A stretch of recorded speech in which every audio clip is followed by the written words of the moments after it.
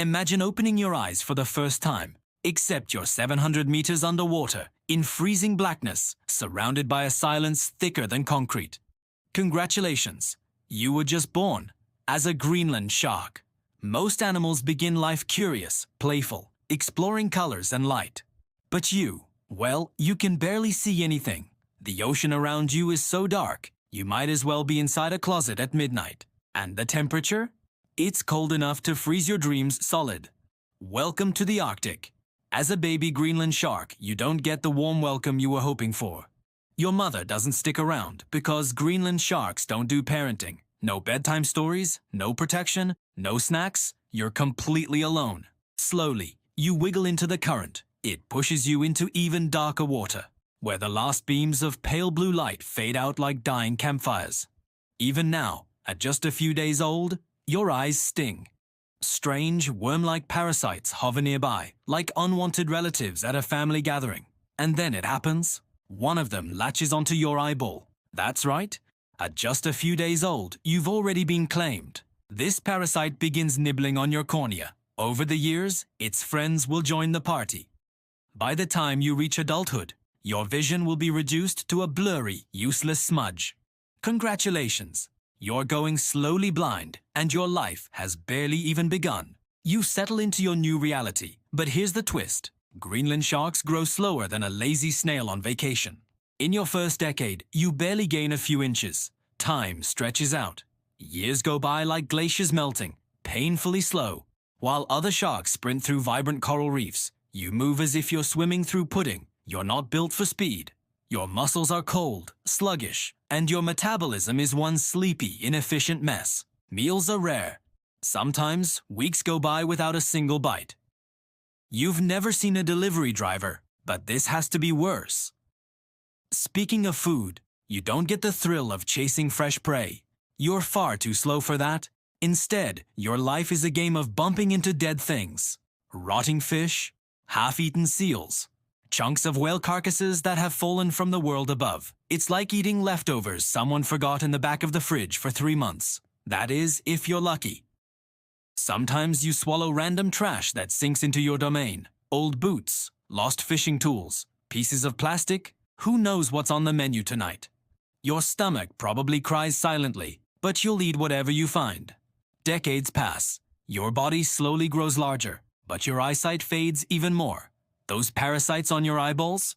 They're bigger now, swinging from your corneas like cursed earrings. Good luck using your vision for anything.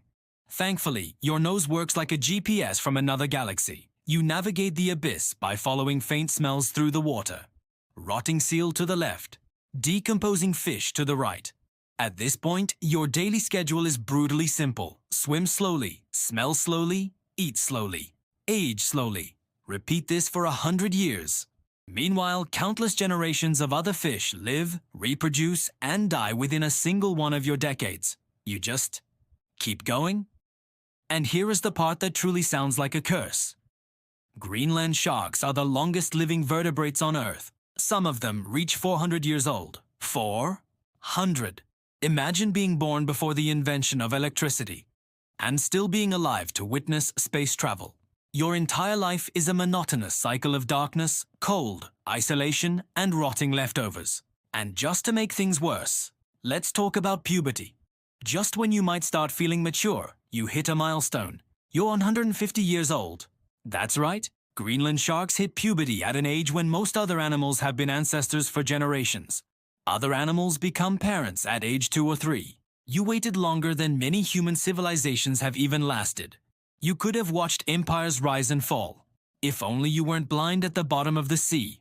Finding a mate isn't easy either. There's no Tinder in the Arctic. You're blind. You probably smell terrible. And your potential dates are swimming somewhere in an ocean the size of a continent. If by some miracle, you're lucky enough to meet another Greenland shark, you do the shark equivalent of a handshake. And then you part ways forever. There's no romance, no happy ending, just more darkness. By now, your eyes are pretty much gone. The parasites swing back and forth like biological Christmas ornaments. Some scientists have a fascinating theory. They might be bioluminescent, glowing in the dark to attract curious prey to your mouth. Are they friendly roommates helping you find food? Nope, they're still actively eating your eyeballs. You might think that at your massive size, predators would fear you, but the truth is much stranger. Your flesh is toxic. Anyone who eats you experiences hallucinations, muscle spasms, and severe poisoning. Even humans. Vikings used to feed your meat to their sled dogs, just to watch them stumble around as if they were drunk. This is your legacy, being the Arctic's living LSD. And as the centuries crawl by, you realize something profound. A long life is not always a gift. You don't get friendships. You don't collect vibrant memories. You don't experience excitement. You just get thousands upon thousands of days in cold shadows, waiting for something, anything, interesting to drift by. Even your dreams are probably slow. In the end, being a Greenland shark means you grow painfully slow. You almost never see the light. You lose your eyesight to a parasite. You eat rotten leftovers. You wait 150 years just to start a family. And you live long enough to be hopelessly, utterly bored. All those centuries. For what? To drift, to sniff, to exist. So next time you hear someone say, "Wow, it must be awesome to live for 400 years," just remember the Greenland shark. It's not the years in your life that matter. It's the life in your years. And for these ancient creatures, their years are mostly filled with drifting and darkness. Maybe the real curse isn't the cold or the parasites. Maybe it's time itself. Too much of it, with nothing to fill it. Thank you so much for watching. If you found this journey into the deep fascinating, don't forget to like this video and subscribe for more dives into the weird and wonderful corners of our world. See you next time.